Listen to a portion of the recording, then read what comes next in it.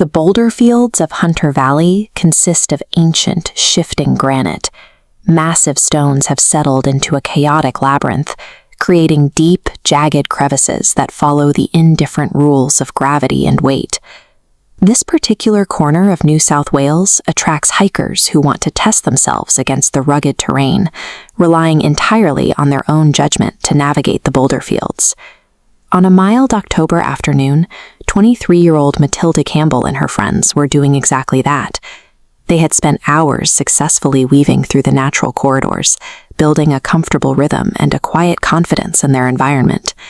Then she paused to take a photograph. Her grip loosened.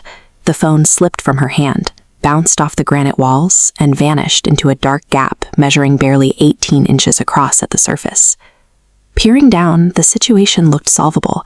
The phone rested on a narrow ledge about 10 feet below. The screen was intact. The gap, while tight, appeared to offer enough space for a person to carefully slide down, grab the device, and pull themselves back up. This is where the casual mindset of a hike meets the reality of the wild. The visible geometry of a crevice from the surface reveals nothing about how those ancient rocks converge deeper down. Matilda committed to the attempt. She eased her upper body into the opening, arms extended toward the phone, shoulders scraping against the rough stone. For the first few feet, there was still room to maneuver, but 3 feet down, the structure of the gap tightened. The walls converged, catching her hips in a high-friction vise. She tried to reverse course, but her body was already wedged into a configuration that locked her in place. Assuming she could squeeze through, she pushed forward. Instantly, her center of gravity shifted past the critical pivot point. Gravity took over. In an uncontrolled 2-second descent, her body plummeted 7 feet and rotated a full 180 degrees. She came to a crushing stop. Her head pointed directly toward the earth. Her legs jutted upward toward the surface. Her arms were pinned against the rock at awkward angles, rendering them useless for escape. She was locked into a full inversion. Every pound of her body weight now pressed against the unyielding stone, beginning a sequence of physiological failures that would prove fatal without a surgical extraction. The human cardiovascular system is engineered to operate with the head positioned above the heart, allowing blood to flow against gravity in predictable patterns. When you invert that system, the mechanics fail. Blood pools in the skull. The heart struggles to pump upward against reversed gravity, working harder with each passing minute, while intracranial pressure spikes. Simultaneously, her own anatomy became a liability. The full weight of her organs compressed downward onto her diaphragm, forcing her respiratory system to fight against her own body weight just to draw a single breath. Below the surface, she was blind, pinned in the dark. She could hear the voices of her friends above, pulling at her ankles with their combined strength, unable to shift the rock's grip by even a fraction of an inch.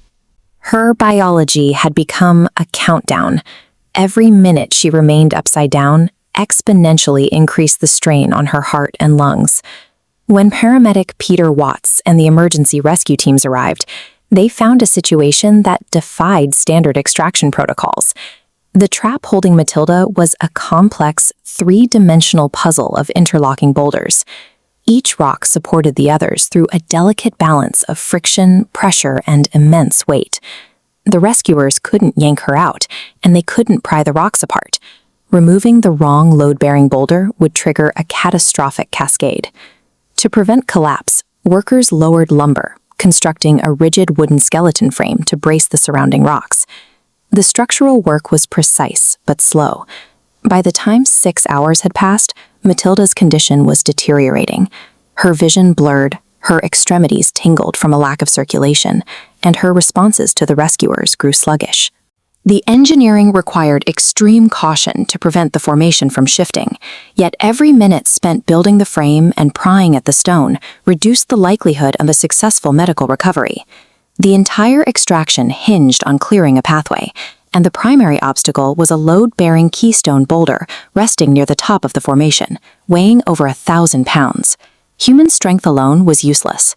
The teams deployed high-capacity pulleys, heavy leverage bars, and hydraulic spreaders, equipment designed to pry open the crumpled steel of vehicular accidents. They attached multiple chains and positioned the jacks at strategic stress points. As the hydraulic pressure strained against the rock, the crew added their own physical leverage, fighting to break the friction that had held the keystone in place for centuries. They had to move it millimeter by millimeter. A sudden jolt could send vibrations through the formation and shatter the fragile wooden frame below. As the 1,000-pound stone finally cleared the crevice, the central obstruction vanished. The way out was no longer blocked by the very weight that had held the entire structure together.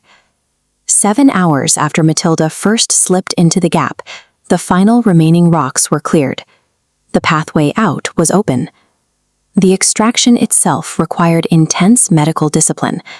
After hours of severe compression and inversion, the team had to extract her with care, supporting her spine and slowly rotating her body to regulate the shift in blood flow. As she emerged into the fading daylight, the physical toll was obvious.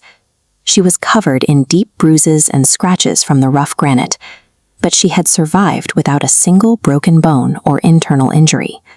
She walked away because of a dual victory.